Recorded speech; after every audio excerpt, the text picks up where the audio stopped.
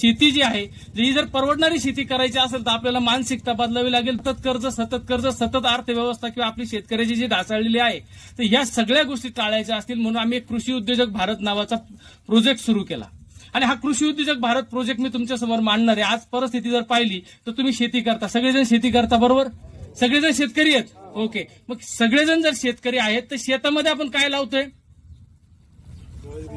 आपल्याला शेती परवडणारी करावी वाटते की नाही? आपल्याला आपली शेती परवडली पाहिजे असं वाटतं की नाही? वाटतं ना? की किती जण म्हणतात नाही टाकलं तर टाकलं, आता जे येईल ते येईल, असं नाही, बरोबर?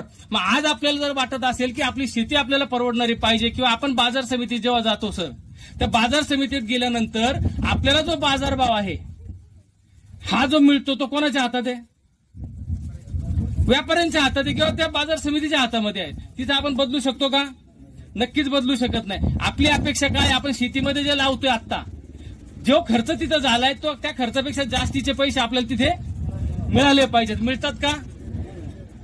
मग आज परिस्थिती जर पाहिली तर शेती व्यवसाय फायद्यात आला पाहिजे तर काय करावं लागेल?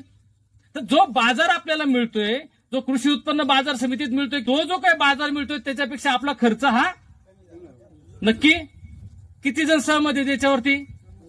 सगळेजण नक्की सहमत आहेत की नाही? मग तुम्हाला जो काय बाजार मिळतोय, तुम्हाला जो बेनिफिट मिळतोय त्याच्यापेक्षा तुमचा खर्च हा कमी झाला पाहिजे आणि ह्या मानसिकतेमध्ये आपण आलं पाहिजे. किती दिवस सरकारने अनुदान दिलं पाहिजे आणि आपण सरकारी मदत मिळाली पाहिजे याच्यावर राहायचं. शेतीला मुळात व्यवसाय म्हणून तुम्ही स्वीकारलंय का? भारतामध्ये 70% जर का आज आपली परिस्थिती पाहिली तर 70% लोक शेती आणि शेतीपूरक व्यवसायाशी निगडीत आहेत. तर करोडो रुपयाचा नाही अब्जावधी रुपयाचा टर्नओव्हर जर आपला होत असेल, मग हा टर्नओव्हर ज्या वेळेला होतो, लक्षात घ्या, हा टर्नओव्हर ज्या वेळेला होतो त्यावेळेला शेती हा उद्योग आहे ना. मग शेतीमध्ये काम करणाऱ्या लोकांची मानसिकता उद्योगाची आहे का? आहे का तुमची उद्योगाची मानसिकता? उद्योगाचा अर्थ काय? मी दुकानदार जर असेल तर मी ही जी वही आहे ही 10 रुपयाला आणली तर मी 12 रुपयाला विकेल, 8 रुपयाला विकेल का? ही उद्योजक मानसिकता आहे. मग मी माझ्या शेतीमध्ये ज्या काही उत्पादन खर्च केला त्याच्यापेक्षा जास्तीचा मला पैसे मिळाले पाहिजेत, ही मानसिकता पाहिजे. आपल्याला तिथं बाजार मिळत नाही म्हणून आपण काय करायचं? तर आपला खर्च कमी केला पाहिजे. केला पाहिजे की नाही? ओके, मग खर्च जर कमी करायचा असेल तर तुम्ही म्हणणार सर खर्च कमी केला तर परत उत्पादन घटणार आहे. आपल्या डोक्यात काय आहे की वतल्याशिवाय येत. हॅलो, तुम्ही माझ्याशी सहमत आहात का? मग वतल्याशिवाय जर येत नाही ही जर आपली मानसिकता आहे तर तुमच्या आजोबा पंजोबांनी केलेली शेती बघा, झिरो बजेट शेती होती. झिरो बजेट, हॅलो, होती ना? मग झिरो बजेट शेती होती तो वतेत नव्हता. अहो एकदा पिकलं तर 4-4 वर्ष खात होतो आपण, बरोबर ना? तुमच्या आजोबाचा काळ. आणि मग त्याने काय केलंय हे आपण विसरलोय. त्याने काय केलं हे आपण विसरलोय आणि त्यांनी केलेलं विसरलोय म्हणून आज आपल्याला खूप मोठा खर्च करावा लागतोय. ही गोष्ट लक्षात ठेवा. आणि झिरो बजेट शेती मी म्हणणार नाही, पण कमी खर्चातली शेती ही निश्चितपणे आपण करू शकतो आणि त्या गोष्टी आपल्याला समजून घ्याव्या लागतील. का आपल्याला जर कमी खर्चामध्ये शेतीमध्ये जर का आपल्याला जास्तीत जास्त उत्पादन घ्यायचं असेल तर काय करावं लागेल, काय चुकतंय जे आपल्या आजोबाचं पंजोबाचं चुकत नव्हतं, जाणून घ्यायची इच्छा आहे. असेल तरच पुढे जाऊयात, नाही तर थांबतो. बोलू? ओके. सगळ्यात महत्वाची गोष्ट समजून घ्या की आज आपल्याला शेतीमध्ये जर का आपण शेतीमध्ये एखादी वनस्पती लावतोय, कोणतीही पण, काय लावतो शेतात आपण? हॅलो, वनस्पतीच लावतो ना, बरोबर? मग वनस्पतीला जर आपण नैसर्गिक वातावरणात वाढवलं पाहिजे असं सगळ्यांना मान्य, आपण काय करतो? वनस्पतीला नैसर्गिक वातावरणात वाढवतोय का? आपला आजोबा वाढवत होता की नाही? आपण वाढवतोय का? आपण जास्तीत जास्त उत्पादन मिळवण्याच्या नादाखाली काय करतोय? अतिक्रमण करतोय. आणि निसर्गावर ज्यावेळेला आपण अतिक्रमण करतोय, ओढ्यावरती घर बांधून बघा बरं, बाजूला भराव टाकून, एक ना एक दिवस पूर आल्यावर काय होतंय? सोडत नाही तो कोणाला. मग निसर्गावर आपण अतिक्रमण करतोय आणि म्हणून आपलं खर्च जास्ती व्हायला लागलाय आणि उत्पादन कमी व्हायला लागलाय. तर नेमका जर शब्दामध्ये समजून घ्यायचा असेल तर आपण नेमकं काय चुकतोय ना ही गोष्ट आपल्याला आता पहिली समजून घ्यावी लागेल. तर पहिल्यांदा समजून घ्या की वनस्पती जर आपण जमिनीमध्ये लावली तर well begun is half done. तिला जर योग्य पद्धतीने वाढ द्यायची असेल, एखादी बी लावली, एखादा रोप आपण जमिनीमध्ये लावलं तर पहिली सुरुवात, ज्याला आपण म्हणतो ना well begun is half done, सुरुवात जी चांगली झाली तर काय होईल? त्याला पुढे चांगल्या गोष्टी मिळतील. ज्या वेळेला जमिनीमध्ये एखादी बी लावता तर तिचं व्यवस्थित अंकुरण होण्यासाठी त्याला पोषक वातावरण पाहिजे की नाही? आपलं बऱ्याच वेळा उगवतच नाही. होतं का? असा अनुभव आला का सगळ्यांना? बरोबर. पण काय होतं तर आपण जी रासायनिक खतं जमिनीमध्ये टाकतो ती रासायनिक खतं जी आहेत त्या रासायनिक खतांचा अतिवापर आपण केला, प्रमाणापेक्षा जास्ती वापर केला. याचा दोष आपल्यावरती नाही, तुमच्यावर नाही, माझ्यावर नाही, सगळ्यांना खायला पुरवावं म्हणून गव्हर्नमेंटनी धोरण आखलं अन्न सुरक्षा कायदा. आणि या अन्न सुरक्षा कायद्यामुळे सगळी कृषी विद्यापीठं म्हणा, शासकीय कृषी अधिकारी आहेत हे ओरडायला लागले, युरिया वापरा, डीएपी वापरा, एनपीके वापरा आणि खूप मोठ्या प्रमाणावरती तुम्हाला उत्पादन मिळण्यासाठी हे करा ते करा. आपण त्यांना फॉलो करत गेलो. शेवटी अनुकरण करायचं असेल तर किती करायचं हे आपल्या मनावर असलं पाहिजे होतं, परंतु आपण तिथं अंध अनुकरण करत गेलो. आजची परिस्थिती साहेब अशी आहे की आपण जी खतं टाकतोय ती आपली जमीन घेईन अशी झालेली आहे. ती खतं जमिनीत टाकतोय आपण, पण जमीन घेते का? नाही घेते. ते खतं जे आहेत त्यांचा पीएच आहे 6.5 ते 7. कितीचा पीएच आहे? 6.5 ते 7. आपल्या जमिनीचा पीएच किती झालाय? 8, 9. संगमनेर तालुक्यात मी 10चा पण पीएच पाहतो. पण हा जो पीएच आहे हा पीएच वाढला म्हणजे तुम्ही जी खतं टाकताय ती जमिनीत पडून राहिली, ती मिक्स झाली नाही, ती मुळापर्यंत पोहोचली नाही, तुमचा खताचा खर्च वाढला, वायाला गेला की नाही? वायाला गेला की नाही? इथे तुमचा उत्पादन खर्च इथे वाढतोय किंवा तुम्ही खतं टाकूनही तुम्हाला उत्पादन मिळत नाही का? ती मुळापर्यंत पोहोचत नाहीत, कारण पीएच वाढला. म्हणून आपल्याला पहिलं काय कंट्रोल करावं लागेल? हॅलो, करावं लागेल. दुसरी गोष्ट, कितीतरी लोकांच्या घरामध्ये आरोचं पाणी आहे, आरोचे मशनी बसवलेले आहेत. का बसवले तो? तर आरोचं पाणी आपण का पितो? तर पाण्यामध्ये टीडीएसचं प्रमाण वाढले, टोटल डिझॉल्व्ह सॉलिड्स जे आहेत, क्षाराचं प्रमाण जे आहे ते खूप मोठ्या प्रमाणावरती वाढलं आणि मग हे क्षार आपल्याला त्रास देतात. मुतखड्याचं प्रमाण वाढलं, अनेक प्रकारचे त्रास आपल्याला व्हायला लागले. म्हणून आपण काय करायला लागलो? रिव्हर्स ऑस्मोसिस, आरोचं पाणी प्यायला लागलो. मला एक सांगा, ते पाणी आपण पितो. वनस्पती हा सजीव आहे, आपण सजीव आहे, सजीवाला त्रास होतो तर वनस्पतीला पण त्रास होत असेल की नाही? बोला की. ओके, मग जर त्रास होतो तर वनस्पतीच्या मुख्य 2च गरजा आहेत, अन्न आणि पाणी. अन्न जे खतं आहेत ते आपण जमिनीमध्ये त्याच्यापर्यंत पोहोचत नाही मुळापर्यंत पीएच वाढल्यामुळं, आणि पाणी आहे ते आपण क्षारयुक्त देतो आणि आपण अपेक्षा करतो की ते उत्पादन वाढलं पाहिजे. आजोबा पंजोबाच्या काळात क्षारयुक्त पाणी होतं का? आजोबा पंजोबाच्या काळात जमिनीला पीएच वाढलेला होता का? वाढवला कुणी? कारण कळतायत का? खर्च वाढला, कारण कोण आहे? ठीक आहे, मग आता मला सांगा, पीएच कमी केलं पाहिजे की नाही? क्षाराचं प्रमाण कमी केलं पाहिजे का? केलं पाहिजे. आपण फवारे मारतो ना, फवारे, त्या पाण्याचं जर का क्षार किंवा पीएच जर जास्त असेल, तुम्ही किती भारी औषध मारा, लागू पडणार? किती भारी खत टाका, पीएच वाढलेला असेल तर मुळापर्यंत पोहोचेल का? आता ह्या गोष्टी समजून घ्याव्या लागतील. आणि तिसरी महत्वाची गोष्ट जी आहे ती सगळ्यात महत्वाची आहे, जमिनीमध्ये सेंद्रिय कर्बाचं प्रमाण. जमिनीमधलं सेंद्रिय कर्बाचं प्रमाण. सेंद्रिय कर्बाशिवाय शेती होऊ शकत नाही. ज्यांच्याकडे डायरी आहे त्यांनी लिहून ठेवा, नाही तर घरी जाऊन लिहून ठेवा, भिंतीवर लिहून ठेवा, दरवाजेवर लिहून ठेवा. सेंद्रिय कर्बाशिवाय शेती होऊ शकत नाही. सेंद्रिय कर्ब काय? तर आपण जे शेणखत टाकतो, मी शेण म्हणलेलो, आपण जे शेणखत जमिनीला टाकतो ते शेणखत आपल्या जमिनीला सेंद्रिय कर्ब पुरवत असतं. ह्युमस, शास्त्रीय भाषेमध्ये ऑर्गॅनिक कार्बन, सेंद्रिय कर्ब हा आपल्या जमिनीमध्ये शेणखतामुळे मिळत होता. आपल्या आजोबाच्या काळात मिळत होता भरपूर. हॅलो, आपणही खूप शेणखत टाकतो. तो तर 1 ट्रॉली टाकत होता, आपण किती टाकतो? 4 ट्रॉल्या. 10 नाही टाकत, 4 ट्रॉल्या नक्की टाकतो, बरोबर. आणि तरी सुद्धा आपल्या जमिनीत सेंद्रिय कर्बाचं प्रमाण पाहिलं तर 0.5, 0.6च्या पुढं नाहीये. करा माती परीक्षण, 1 पाहिजे. 0.3 नापिकी. आपण नापिकीच्या किती जवळ आलोय? निसर्ग आपल्याला काहीतरी इशारा देतोय, काहीतरी सूचना आहेत त्या निसर्गाच्या, आपण समजून घेतोय का? नाही. वरतून अजून केमिकल ओततोय, तरी पण आपण काय म्हणतो? दे उत्पादन. हा, परिस्थिती हीच आहे ना. ही जी काय परिस्थिती आहे, तर सेंद्रिय कर्बाचं प्रमाण आपल्या जमिनीमध्ये हे कमी होण्याचं कारण समजून घ्या की आपण जमिनीमध्ये शेण टाकतोय. काय टाकतोय? शेणखत टाकत. हॅलो, काय टाकतोय जमिनीत आपण? शेणखत टाकतोय का? आता मी सांगतो बघा, पूर्वीच्या काळी आपण जेव्हा एखाद्या गावामध्ये जायचो, एखाद्या गावामध्ये पूर्वीच्या काळी गेल्यानंतर गावकुसाच्या बाहेर हे अशी उकिरड्याची लाईन दिसायची. आज काय झालं? तिथं आपण घरं बांधली प्रामाणिकपणे. कोणत्या जागेवरती? उकिरडे बुजवले. तिथं काय, भावाला जागा पाहिजे ना, वाटणी झाली म्हटल्यावर कोणीतरी ती जागा अक्वायर केली. मला एक सांगा, त्या उकिरड्याच्या जागेवर जर आपण काय टाकलं? घर बांधलं, उकिरडा गेला, मग आपलं शेण कुठे येतंय आता?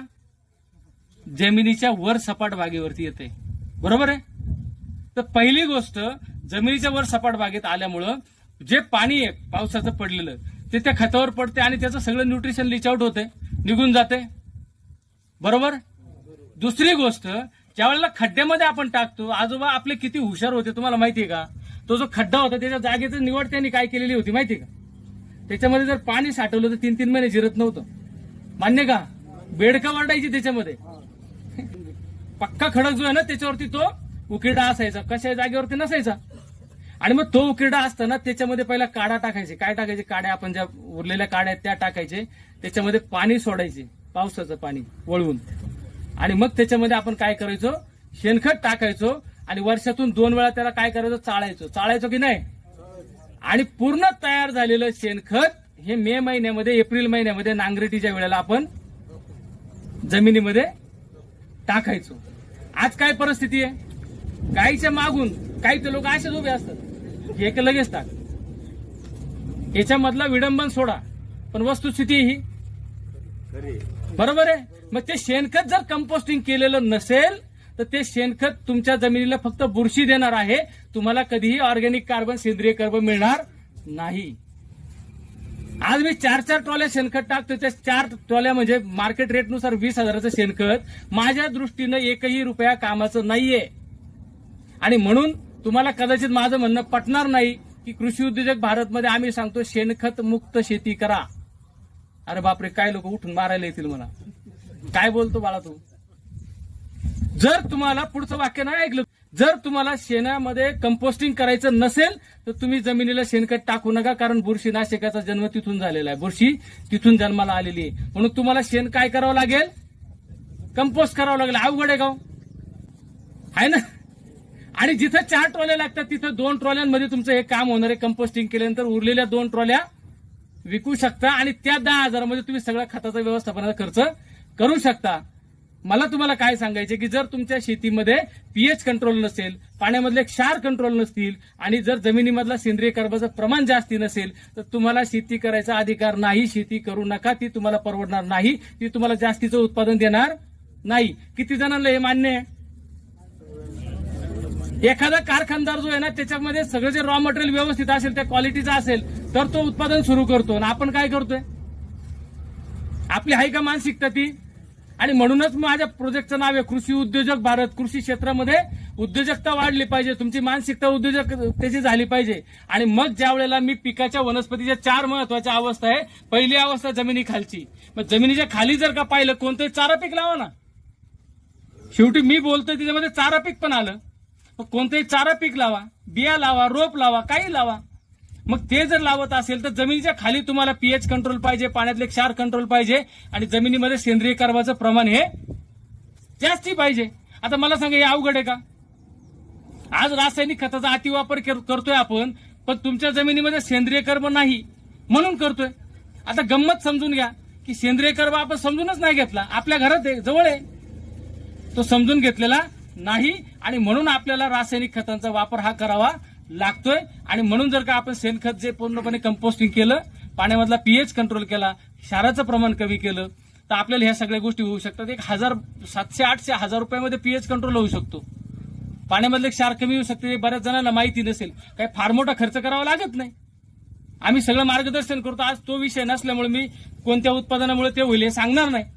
परंतु 1,800 रुपयामध्ये तुमचा पीएच कंट्रोल होऊ शकतो, पाण्यातले क्षार कमी होऊ शकतात. आणि सेंद्रिय कार्बनचं प्रमाण वाढवण्यासाठी तुम्हाला मी सांगतो मित्र हो, 4 ट्रॉल्या म्हणजे 20,000 रुपयाचा खर्च तुम्ही करून तो जो काही शेणखत तुम्ही जमिनीमध्ये टाकताय, तर मला एक सांगा, पूर्वीच्या काळी एक मशागत व्हायची, किती व्हायची. थोडासा वेळ जाऊ द्या, थोडा वेळ जाईल, 5-10 मिनिटं मी तुमचे जास्तीचे घेणार आहे. परंतु तुम्हाला मला या गोष्टी व्यवस्थित समजून सांगाव्या लागतील. कारण सेंद्रिय कर्ब जो आहे तर पूर्वी एकच मशागत व्हायची, आपण एक पीक घ्यायचो किंवा 2 पिकं घ्यायचो. आज काय झाले, हे पीक संपलं की दुसरं संपलं की तिसरं पीक संपलं की चौथं. बरीचशी लोक सांगतात 1 वर्ष शेणखत टाकले की 2 वर्ष भीती नाही. पण आज परिस्थिती अशी, ती पूर्वीच्या काळी, आजोबाच्या काळात.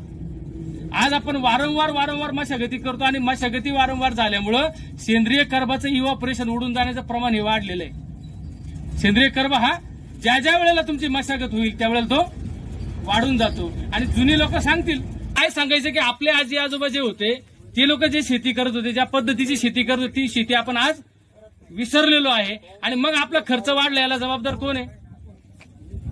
बरोबर आहे का चूक आहे? मग पीएच कंट्रोल करायला जर 800,000 रुपये खर्च येत असेल तर करायला हरकत आहे का?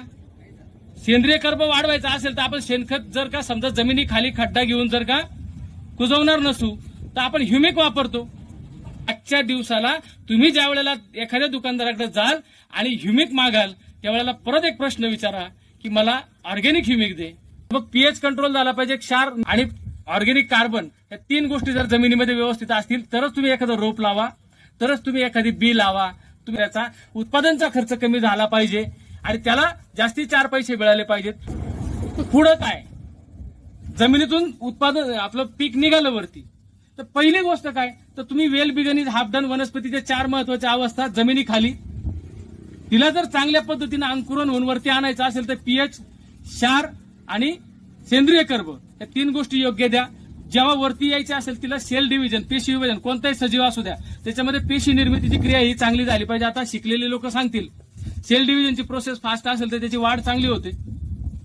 शरीरामध्ये पेशी निर्मितीची क्रिया जर चांगली असेल तर आपण फ्रेश दिसतो, त्वचा चांगली दिसते, आपण व्यवस्थित दिसतो. म्हणून जुनी माणसं जी आहेत ती 70, 80, 90 वर्षाची असताना सुद्धा ताकदवान दिसायची, त्यांचे दात साबित होते. बरोबर. आज परिस्थिती अशी झाली की पेशी निर्मिती ह्या विषयावरती शेतकऱ्यांनी लक्ष दिलं पाहिजे. माझं पीक जर योग्य साईजमध्ये आलं, झाड जेव्हा वरती येतं तेव्हा झाडाचा जो बुंदा आहे, बांध आहे, जो खोड आहे हे चांगल्या साईजमध्ये पाहिजे की नाही, त्याच्या फांद्या चांगल्या साईजमध्ये पाहिजे की नाही, पानं चांगली पसरट पाहिजे की नाही, म्हणजे झाड योग्य साईज शेपमध्ये यायला पाहिजे. तर त्या झाडाला पेशी विभाजनाच्या क्रियेमध्ये आपल्याला ऍक्टिव्हेट करावं लागेल. ही गोष्ट समजून घ्या. त्यासाठी खूप चांगले सेल डिव्हिजन प्रमोटर मिळतात, 500-600 रुपयामध्ये मिळतात. मी खर्च आवर्जून सांगतोय तुम्हाला, तुमचा उत्पादनाचा खर्च हा कमी करायचा आहे आणि उत्पन्न वाढवायचंय. चांगलं झाड झालं तर त्याला काय येत आहेत? फुलं येत आहेत. बऱ्याच वेळेला आपण अनुभव काय घेतो की झाडाला योग्य प्रमाणात फुलं आलेली नाहीत असं आपल्याला दिसतं, किंवा बऱ्याच वेळेला फुलं आली तरी ती गळतायत, किंवा ती फुलं फळामध्ये कन्व्हर्ट होत नाहीत, किंवा आलेली फळं सुद्धा अशी वाकडी तिकडी येतात. बरोबर. मग ह्या गोष्टी जी आहे ह्या गोष्टी वनस्पतीमध्ये का होतात ही गोष्ट आपल्याला समजून घ्यावी लागेल. का होत असतील असं, काय कारण आहे? आपल्या जर पिकाला फुलं चांगली येत नसतील, ती गळत असतील तर त्याच्यापासून मिळणारं जे फळ आहे हे निरोगी आणि व्यवस्थित साईजमध्ये नसेल तर काहीतरी प्रॉब्लेम आहे. तो प्रॉब्लेम मी आज तुम्हाला सांगणार आहे की तो नेमका प्रॉब्लेम काय आहे. तर तो प्रॉब्लेम असा आहे मित्रांनो की ज्या वेळेला माणूस आहे, मी जर तुम्हाला दम दिला, मी देणार नाही, तुम्ही घाबरणार किंवा राग तरी येणार. बरोबर. तर मग भावना ज्या आहेत त्या जशा माणसाला आहेत तशाच भावना वनस्पतीला सुद्धा आहे, कारण वनस्पती सुद्धा सजीव आहे. आणि मग वनस्पतीमध्ये मित्रांनो आज अशी परिस्थिती आपण पाहतो की जोराचा पाऊस येतो. काय येतो? आता पाहिलं आपण, जोराचा पाऊस आला किंवा जोराची हवा येते, वादळ आलं किंवा जोराची थंडी वाजली किंवा जोराचं ऊन पडलं किंवा अटॅक आला याचा कशाचा, आळीचा किंवा बुरशीचा अटॅक आला. ह्या सगळ्या गोष्टींमुळे झाड हे घाबरतं. अनैसर्गिक वातावरण त्याच्या भोवती झालं तर ते झाड स्ट्रेसमध्ये जातं, ज्याला आपण झाडाचा हार्मोनल इम्बॅलन्स झाला असं म्हणतो. लक्षात घ्या.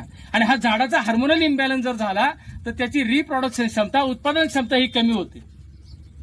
वनस्पती शास्त्रातला अभ्यासक या नात्याने मी तुम्हाला ही गोष्ट समजून सांगतोय की ज्या वेळेला झाडामध्ये स्ट्रेस निर्माण होतो तेव्हा त्याची साहजिकच उत्पादन क्षमता ही कमी होते आणि त्याला फुलं येणार, परंतु ती काय होणार, गळणार किंवा कमी येणार. आणि त्याला जे फुल आहे ते फळामध्ये कन्वर्ट होणार नाही, किंवा जी फळं आहेत ती सुद्धा अशी वाकडी तिकडे आपण पाहतो. आता मला तुम्हाला समजून सांगताना एक गोष्ट सांगायची आहे की माझ्या झाडाला ज्या वेळेला फुलं येणार आहेत त्याच्या अगोदर 15 दिवस मी त्याचा स्ट्रेस काढला पाहिजे. आपल्या घरी बाळ जन्माला येणार आहे तर त्या स्त्रीला योग्य पोषक वातावरण तयार करतो की नाही, तिची मानसिकता बाकी सगळ्या गोष्टी आपण पाहतो की नाही. आता तुला रागवायचं नाही, आता तुला हे करायचं नाही, ते करायचं, ह्या सूचना दिल्या जातात की नाही. झाडाच्या बाबतीत झाड घाबरलेलं आहे की नाही हे आपल्याला पाहायला पाहिजे की नाही.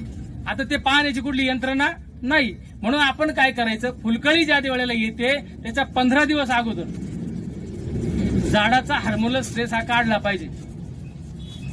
किती दिवस अगोदर? आपण फुलं आल्यानंतर सेटिंगची औषधं मारायला सुरुवात करू.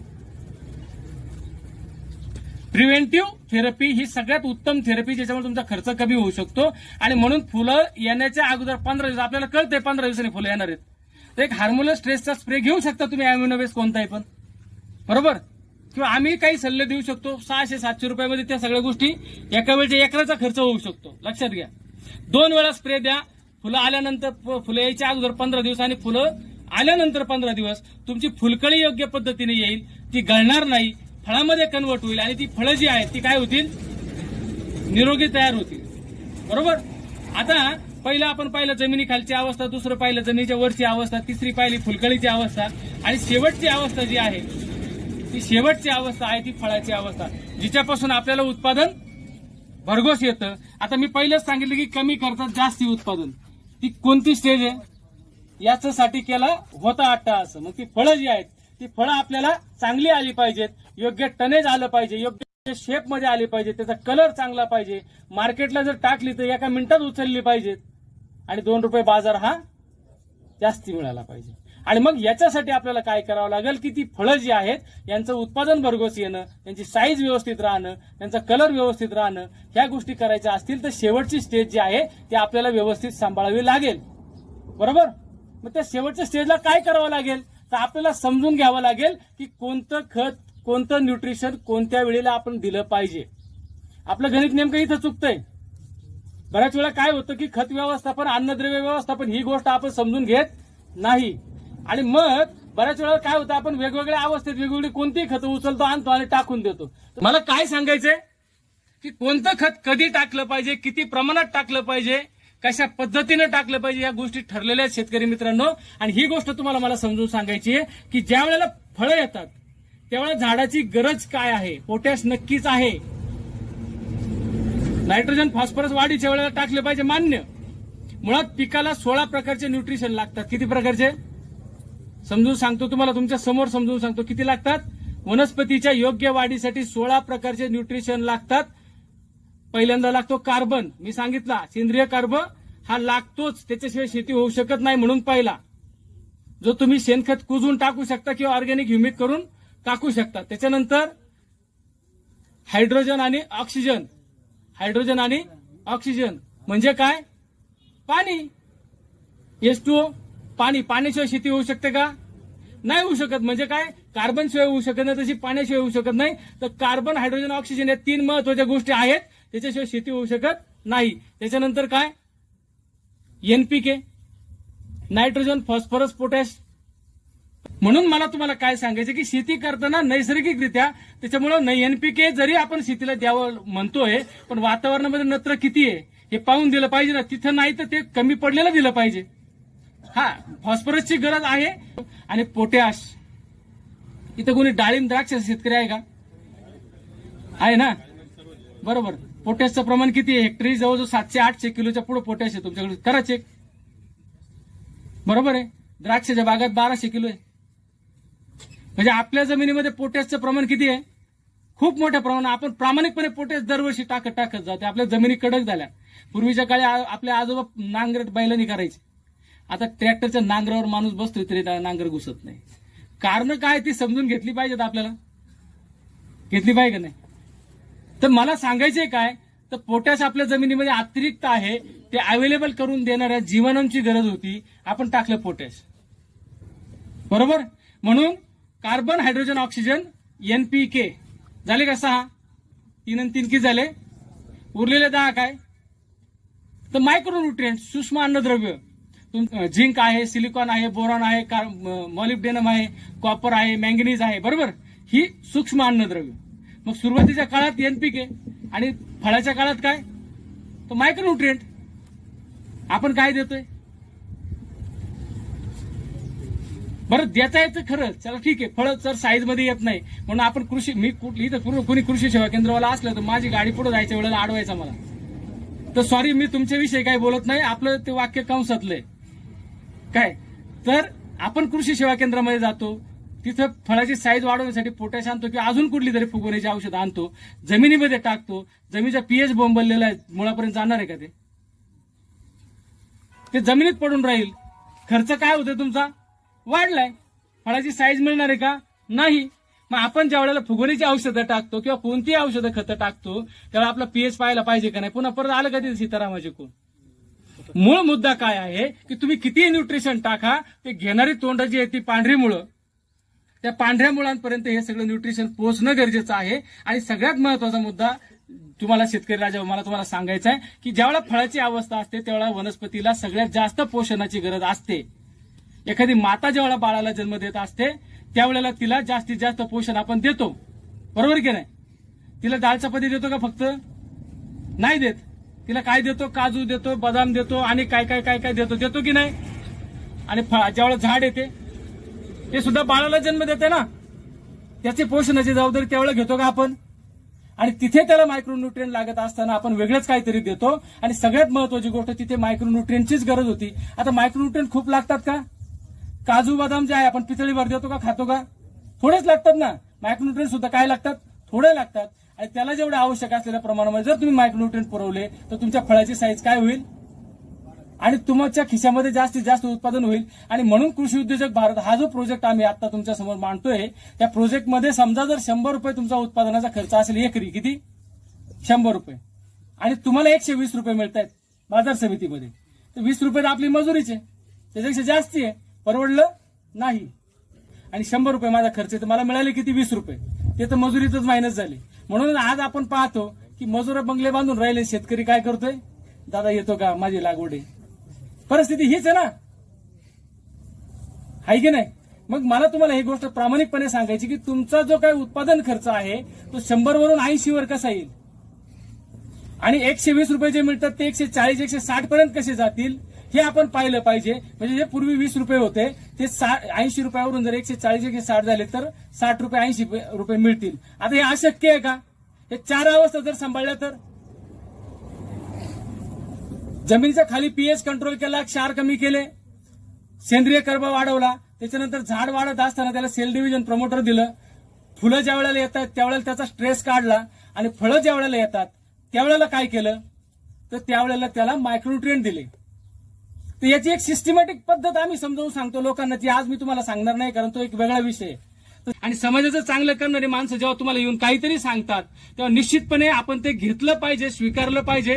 कारण बदल हा निश्चितपणे झाला पाहिजे. आतापर्यंत जे काय करत आलो तेच करत राहिलो होतो, तेच मिळेल जे आतापर्यंत मिळत होतं. काहीतरी भव्य दिव्य करायचं असेल तर निश्चितपणे शेतकरी मित्र हो तुम्हाला बदलावं लागेल, तुमची मानसिकता बदलावी लागेल. आपल्या पतपिढीचा हप्ता भरण्यासाठी कोणीही मंत्री येणार नाही, कोणी आमदार येणार नाही, कोणी शासकीय अधिकारी येणार नाही. आपणच जर आपले हप्ते भरणार असू तर आपल्याला आपल्या शेतीमध्ये काय करायचे त्याचं नियोजन करावं लागेल. म्हणून मी तुम्हाला शेवटला एक गोष्ट सांगतो आणि माझं व्याख्यान संपवणार आहे.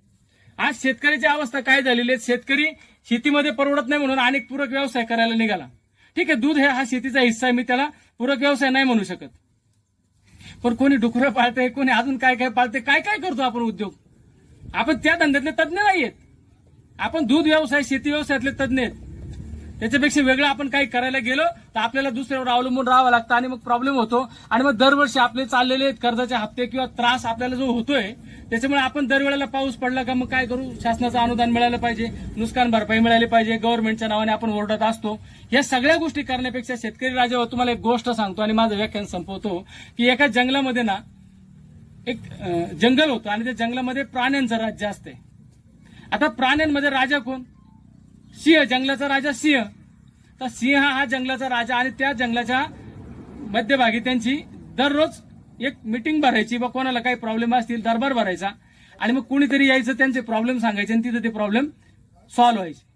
आता एक दिवस काय झालं, माकड त्याला आली खुजली, माकडाला येतच ना, त्याला आली खुजली म्हणले बाबा हाच राजा झाला, मला पण राजा व्हायचे. त्यांनी बरीच लोक गोळा केली आणि गोळा करून काय शिष्टमंडळ गेलं राजाकडं. सगळे म्हणले राजाजी तुम्ही इतके दिवस राजा आहेत, आम्हाला एखादी संधी मिळाली पाहिजे नाही, मग आम्हाला राजा करा. आता सिंह आहे तो मॅच्युअर्ड आहे, तो म्हणला तुझी इच्छा आहे ना, तू चांगलं राज्य करू शकतो, तुझी खात्री आहे ना, चल बाबा आजपासून तू राजा. मग रीतसर त्याची अभिषेक झाला, राजे बसले सिंहासनावरती. राजा सिंहासनावर बसल्यानंतर एक समजून घ्या बरं का, कोणत्याही सरकारशी, कोणत्याही पक्षाशी, कोणत्याही कशाशीच या उदाहरणाचा दुरान्वय संबंध नाही. हे पहिलंच कंसातलं वाक्य बोलतो, नाही तर उदाहरण संपल्यावर तुम्ही म्हणाल अरे माझ्या पक्षाच्या माणसाला बोला. कोणाचाच काही संबंध नाही, मी तुमच्याशी बोलतोय. ओके, मग ते माकड राजा सिंहासनावर बसलं. सिंहासनावर बसल्यानंतर काय लोकांचे प्रॉब्लेम सॉल्व्ह करायचे अशा पद्धतीने मागण्या आल्या, त्याच्यानुसार केलं. एक शेळी एक दिवस आली आणि त्या सिंहाकडे गेली, राजाजी मेरी बकरी गुम हो गई. राजाजी माझी काय झाले, बकरीचं पिल्लू आहे ते हरवलं, कोणीतरी उचलून नेलं. सिंह म्हणतो मी राजा नाही तो राजा आहे. तिकडं सिंहासनावर मग तिकडे गेले. राजाजी मेरी बकरी गुम हो गई, माझी बकरी कोणीतरी उचलून दिली. राजाजी हा ओके असं का, बरं मग मी तुझा प्रॉब्लेम बघतो. काय त्यांनी सॉल्व्ह करतो असं म्हटलं का, बघतो. आपण कुठल्याही शासकीय कार्यालयात गेलो काय होतं, कुठल्याही पुढे गेलो काय होतं, हॅलो हा बस. आता मी परत एकदा सांगतो, कोणत्याही पुढऱ्याशी काही संबंध नाही बरं काय वाक्याचा, परत गडबड होईल. हा आता महत्वाचा मुद्दा काय, तर तो म्हणलं मी बघतो. ते निघाले राजाजी रीतसर. निघाल्यानंतर ह्या झाडावर जाय, त्या झाडावर जाय, त्या झाडावर जाय, त्या झाडावर जाय. प्रजा अख्खी जय जयकार. म्हणले काय राजा मिळाला, किती प्रयत्न करतोय. ह्या झाडावर गेला, त्या झाडावर गेला, त्या झाडावर गेला, अख्खी जंगल दानानं सोडलं. राजाजी की जय हो. म्हणजे पहिला राजा किती आळशी, खाली बसायचा नुसता. हा पार झाड धुंडाळलं. 1 तास झाला, 1.5 तास झाला, जय जयकार चालू आहे. ती बकरी बिचारी, तिचा प्रॉब्लेम काय, तिचं पिल्लू गेलेलं आहे. या जय जयकार मध्ये परत ती त्या जेव्हा ते राजा खाली आले झाडावरून, ती गेली, राजाजी बकरी मिली क्या, बकरू मिळालं का माझं. राजाजी काय म्हणला, बकरी का तो पता नहीं लेकिन मेरी कोशिश में कोई कमी है क्या. बकरीचं मला माहित नाही, पण मी जे प्रयत्न करतो त्याच्यात काही कमी आहे का. हॅलो, तुझी बकरीचं मला माहित नाही, मी प्रयत्न करतोय का नाही. आजची परिस्थिती शेतकऱ्याची काय हो, आपण कोणाकडे जा, तुमची अवस्था, शेतकऱ्याचं उत्पादन डबल करू, हे करू, ते करू, अमुक करू, सगळं खूप मोठे मोठे विभाग आपल्यासाठी काम करतायत. पण तुमचं उत्पादन डबल झालं का, काय चालू आहेत. मग या प्रयत्नाकडे बघत राहायचं का, आपण स्वतःहून काम करायचं, हा निर्णय कोणी घ्यायचा. आणि म्हणून मला तुम्हाला सांगायचंय की शेतीमधला उत्पादन खर्च हा कमी झाला पाहिजे आणि शेतीमध्ये जास्तीत जास्त उत्पादन मिळालं पाहिजे. ही मानसिकता जर तुम्ही ठेवली तर आणि तर शेती, शेतकरी, दूध धंदा आणि तुम्ही सगळेजण टिकाल. आणि नाही विचार केला तर एक दिवस आपल्याला हे सगळं सोडावं लागेल. आणि ही वेळ आणून देण्यापेक्षा आजच वेळ आहे. निश्चितपणे मित्रांनो, की बदलायला तयार व्हा. तुमची अख्खी दुनिया बदलून जाईल. तुमचे पतपिढीचे हप्ते, कर्ज, दुनियादारी, हे सगळं वातावरण कधीच शेतकऱ्यावर येऊ नये. आणि हे येऊ नये म्हणूनच कृषी उद्योजक भारत नावाचा संकल्प घेऊन आम्ही समाजामध्ये काम करतोय. कधीही तुम्हाला वाटलं आमचा सल्ला घ्यावा, कधीही वाटलं आमच्याशी बोलावा, तर आम्ही उपलब्ध आहोत. परंतु आजच्या दिवशी इथून जाताना एकच संकल्प घ्या की हे जे दूध मी इथं टाकतोय, की मी शेतीमध्ये जो माल टाकतोय, हा मार्केट माझ्या हातात नाही, पण मी माझा उत्पादन खर्च हा कमी करू शकतो, ते शक्य आहे. एवढं तरी तुम्ही संकल्प घेऊन गेला का शेतीतला उत्पादन खर्च हा कमी होऊ शकतो. योग्य नियोजन आणि योग्य सल्ला जर असेल तर शेतीमधला उत्पादन खर्च हा कमी होऊ शकतो. तुम्ही आज एवढा मोठा शेतकऱ्यांसाठी काम करताय, तुमचं निश्चितपणे कौतुक आहे. तुमच्या संस्थेची भरभराट हो. या दिवाळीच्या निमित्ताने तुमच्या व्यवसायाला खूप मोठी गती येवो, किंवा आपल्या सगळ्यांच्या आयुष्यामध्ये सुद्धा आनंद येवो. आणि पुढच्या वर्षीची दिवाळी आपल्या सगळ्यांची कर्जमुक्त दिवाळी हो, ही अपेक्षा करतो आणि थांबतो. जय हिंद, जय महाराष्ट्र.